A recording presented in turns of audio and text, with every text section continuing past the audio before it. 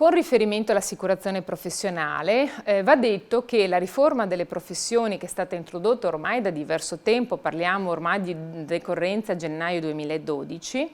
l'assicurazione è un obbligo che riguarda tutti gli iscritti agli albi, quindi a prescindere dal tipo di attività svolta. Quindi anche qui va detto che coloro che esercitano un'attività, quindi non solo per il fatto di essere iscritti all'albo, ma per il fatto di esercitare un'attività libero professionale, hanno l'obbligo di essere assicurati per la responsabilità civile verso terzi. La responsabilità civile verso terzi quindi deve essere assicurata non solo nello svolgimento di attività clinica, ma anche nello svolgimento di qualunque tipo di altra attività riconducibile comunque all'ordinamento professionale. È opportuno quindi che l'assicurazione vada fatta da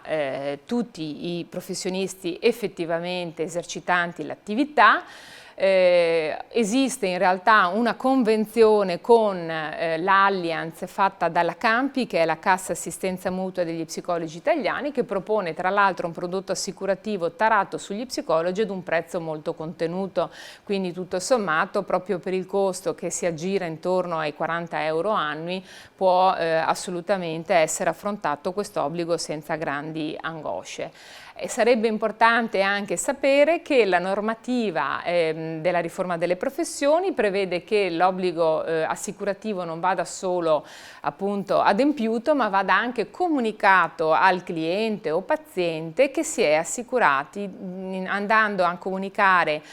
quali sono gli estremi di polizza e il massimale di copertura. Quindi sarebbe bene anche che questa cosa venisse fatta o in sede di assunzione dell'incarico. Non è prevista di fatto una forma particolare per dare questo tipo di comunicazione, si può fare nell'ambito di un mero colloquio con il cliente, si può anche magari per una questione forse di maggior praticità inserire l'informativa nell'ambito dell'informativa privacy, quindi tra le varie informazioni aggiungere anche la circostanza che si è assicurati con quale polizza e con quale massimale.